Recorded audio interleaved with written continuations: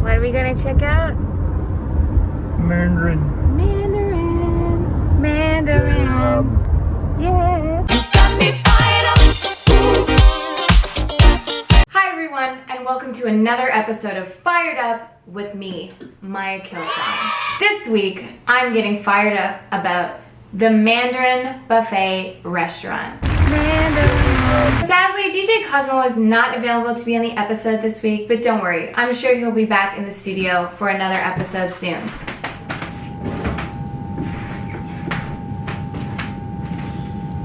My favorite place, the Mandarin Buffet. Mandarin. The Mandarin Buffet is no longer a buffet, so I'll just try to stop calling it that, but that's what its name is.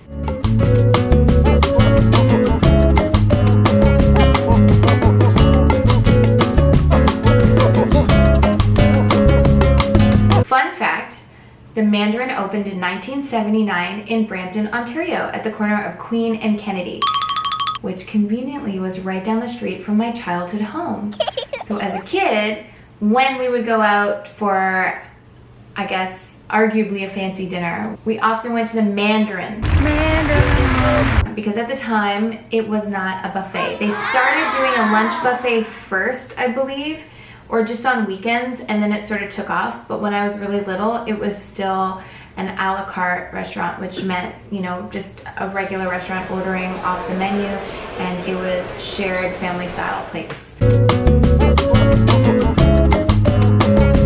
If you know me, or if we've ever met and talked for over 5 seconds, you will know very quickly that the Mandarin is one of my favorite places, if not my favorite place in general.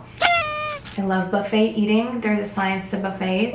I pride myself on being able to draw accurate maps of the Mandarin buffet layout, if you're ever interested. The original restaurant, like I said, was right down the street from my childhood home.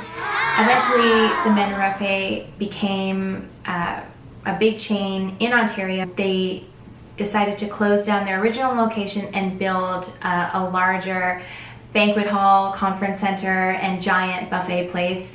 And I lovingly refer to that as Super Mandarin because it's the largest and biggest Mandarin, and it's also the corporate headquarters. So we went to Super Mandarin. Mandarin. Earlier this year, or maybe it was last year, the Mandarin Buffet was advertising to find a social media ambassador, and clearly times have changed, and I don't think that's one of their priorities right now. But just letting you guys know, Mandarin, I'm still riding for you, and if you still want that social media ambassador, Maya's here for you. Here is a little preview of what everything looked like, sounded like, felt like, tasted like.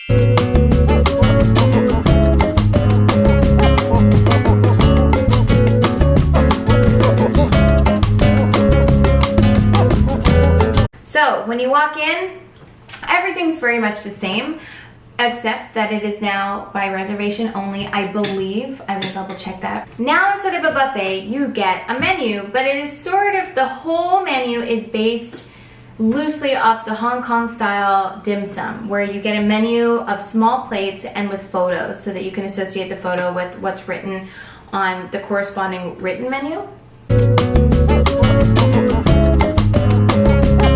All the dishes are sort of their like top faves from the buffet that they were able to make into small servings that work for an a la carte restaurant. So I've just show you some walkthroughs of what the space looks like and how it's changed dramatically.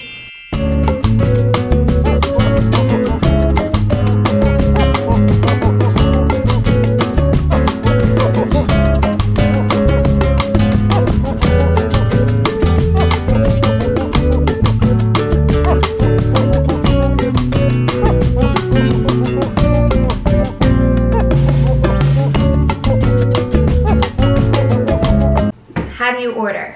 Take a look at what you want, and then just like in dim sum restaurants that don't have carts, you would mark down on a corresponding written menu the things that you wanted by quantity, and then you can submit that once everyone at the table has put in their order.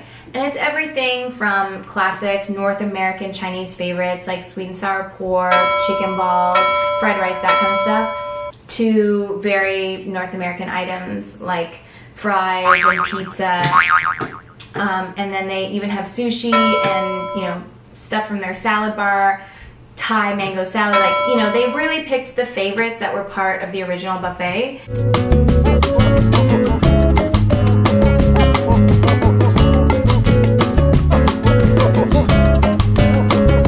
And everything is priced, I believe, between, I really should have written this down, I never do this.